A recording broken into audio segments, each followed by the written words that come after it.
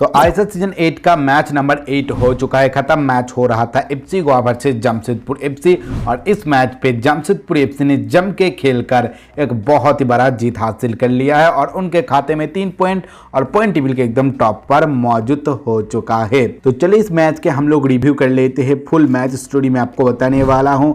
Match में किसने किस तरीके का परफॉर्मेंस डाला है उसके ऊपर भी चर्चा रहेगा।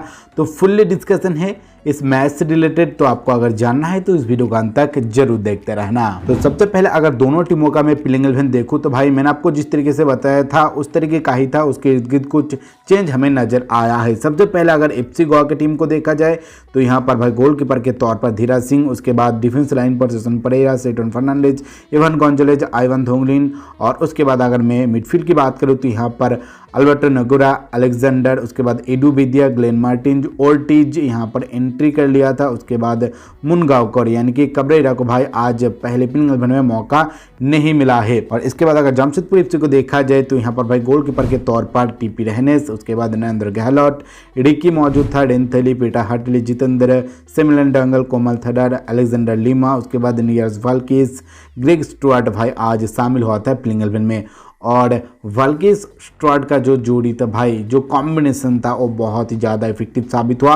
पहले मिनट से ही भाई ऊपर चढ़ के बोल रहा था जमशेदपुर एफसी का अटैक पूरी तरीके से हमें क्लियर दिख रहा था। कहीं ना कहीं एफसी गोवा का जो डिफेंस लाइन है वो फिर से इस मैच पे भाई लैग किया है। उनको और भी ज़्यादा डिफेंसिवली इंप्रूव करना पड़ेगा अपने परफॉर्मेंस को। बहुत ही अच्छी तरीके से चांस क्रिएट कर रहा था यहाँ पर जमशेदपुर एफसी और बहुत ही ज़्यादा भाई दबाव बना के रखा था। 6 मिनट पर एक बहुत ही अच्छा भाई यहाँ पर चांस बना लिया था। वाल्किस ड्रिबल कर अंदर घुस गया था बॉक्स के, लेकिन भाई भेद नहीं कर पाया, शॉट को अच्छी तरीके से फिनिश नहीं कर पाया था। उसके बाद भाई 8 मिनट पर एक गोल लगा ही दे दिया था यहाँ पर जितेंद्र ने, क्योंकि भाई यहाँ पर ऑफसाइड हो गए थे तो उस गोल को कैंसिल करना पड़ा।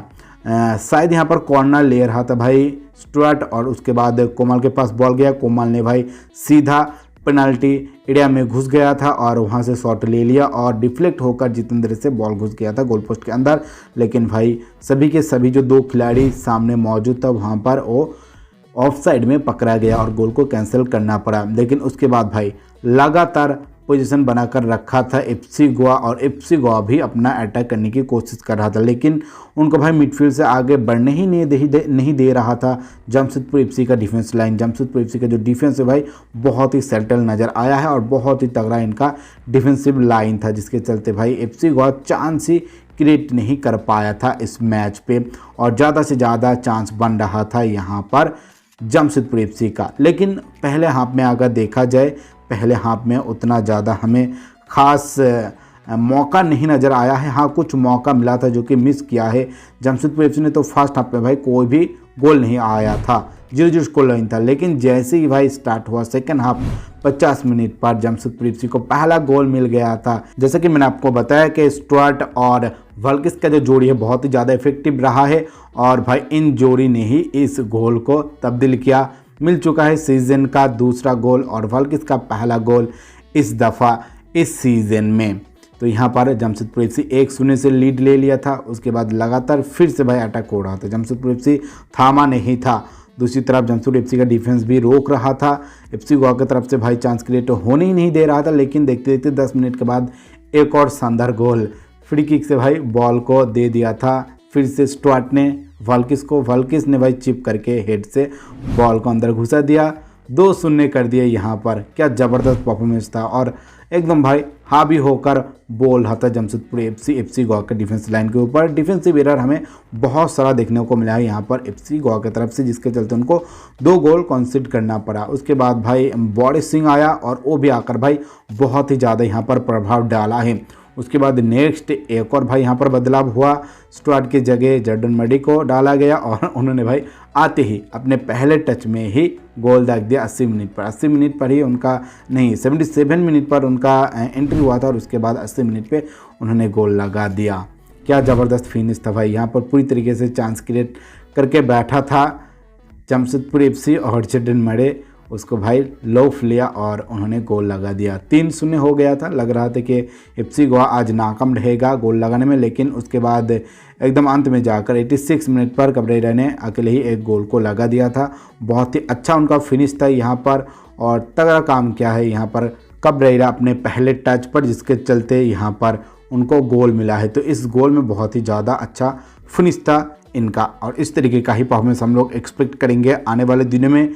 तो यहाँ पर आप लोग देख सकते हो कि 90 मिनट खत्म हो गए, स्कोर लाइन था 1-3, यानी कि जमशेदपुर एफसी 3 गोल लगाया था, एफसी गोवा ने 1 गोल लगाया था, जीत मिला जमशेदपुर एफसी को। तो यहाँ पर आप लोग देख सकते हो कि लगातार 2 मैच हार चुका है एफसी गोवा, 6 गोल कंसीड कर चुका है दोनों मैचों में ही। तो कहीं ना कहीं डिफेंसिव एरर बहुत ही ज़्यादा है, और भाई अफरॉन में भी हमें थोड़ा बहुत लैक दिख रहा है, फिनिश में लैक दिख रहा है, चांस क्रिएट में उतना ज़्यादा धार नज़र नहीं आया है। हालांकि जमशेदपुर एफसी का जो डिफेंस है वो कुछ एक्स्ट्रा ऑर्डिनरी था, जिसके चलते भाई यहाँ पर ज़्यादा चांस यहाँ पर बना था जमशेदपुर एफसी का। एफसी गोवा को चांस क्रिएट करने ही नहीं दिया इनका डिफेंस लाइन। और इसके बाद चलिए देख लेते हैं इस मैच का स्टैट्स। तो आप लोग देख सकते हो कि ज़्यादातर बॉल पोजीशन एफसी गोवा के पास था, लेकिन जीत मिला है जमशेदपुर एफसी को। उसके अलावा भाई यहाँ पर अगर मैं पासिंग एक्यूरेसी की बात करूँ तो वो भी अच्छा था एफसी गोवा का, लेकिन जीत मिला है दूसरी तरफ जमशेदपुर एफसी को। 68% पासिंग एक्यूरेसी था एफसी गोवा के पास, और 60% था यहाँ पर जमशेदपुर एफसी के पास। उसके बाद भाई यहाँ पर चांस क्रिएट करने की अगर मैं बात करूँ तो ज़्यादातर चांस क्रिएट किया है जमशेदपुर एफसी ने ही। शॉट ऑन टारगेट था भाई 7, उन्होंने 3 गोल में तब्दील किया। उसके बाद शॉट ऑन टारगेट 3 था जमशेदपुर एफसी गोवा का, जहाँ पर 1 गोल उन्होंने कन्वर्ट किया है। अगर शॉट ऑफ टारगेट में कहूँ तो यहाँ पर भाई 7-7 ही रहा है। उसके बाद अगर मैं टचेस की बात करूँ तो एफसी गोवा अच्छा रहा है। फाउल की अगर बात करूँ तो भाई ज़्यादा फाउल कंसीड किया है यहाँ पर जमशेदपुर एफसी ने। इंटरसेप्शन जमशेदपुर एफसी ने अच्छा किया है। क्रॉस दोनों ही एक समान डाला है, लेकिन भाई गोल यहाँ पर जमशेदपुर एफसी के पास ही आया है। तो स्टैट्स में कहीं ना कहीं भारी दिख रहा है एफसी गोवा, लेकिन दूसरी तरफ जमशेदपुर एफसी ने 3 गोल लगाकर जीत हासिल किया है। तो ये गया भाई इस मैच का स्टैट्स और स्टोरी। अब चलिए हम कुछ खिलाड़ी के बारे में बात कर लेते हैं जिन्होंने अच्छा किया है और ख़राब किया है। तो एफसी गोवा की अगर बात किया जाए तो एफसी गोवा की तरफ से भाई अल्बर्टो नोगुरा ने बहुत ही अच्छा प्रभाव फैला है इस मैच पे। डिफेंसिवली भाई बहुत ही ख़राब परफॉर्मेंस रहा है यहाँ पर। अगर बात किया जाए सेटन फर्नांडिस, हेसन परेना, इवान गोंजालेज, तो इन सभी को भाई और भी ज़्यादा मजबूती से मेहनत करना पड़ेगा, और उसके बाद प्लान बनाकर किसी दूसरी टीम के खिलाफ खड़ा रहना पड़ेगा, नहीं तो भाई और भी नया डूब सकता है एफसी गोवा का। अभी तो भाई फिलहाल स्टार्ट हुआ है सीज़न, अभी भी कमबैक करने का बहुत सारा ऑप्शन है। अगर वो कर पाता है डिफेंसिवली और भी ज़्यादा अच्छा परफॉर्मेंस, तो कहीं ना कहीं मुझे लग रहा है कि एफसी गोवा का एक अच्छा कमबैक आपको आने वाले दिनों में नज़र आएगा। मिडफील्ड में जैसे कि मैंने आपको बताया कि नोगुरा ने अच्छा किया है, ग्लेन मार्टिन ने अच्छा खेला है, उसके अलावा एडू विद्या उनका कैप्टन, उन्होंने भी कहीं ना कहीं अच्छा काम किया है। जॉर्ज ऑर्टिज भाई बहुत ही अच्छा फैक्टर रहा इस मैच पे।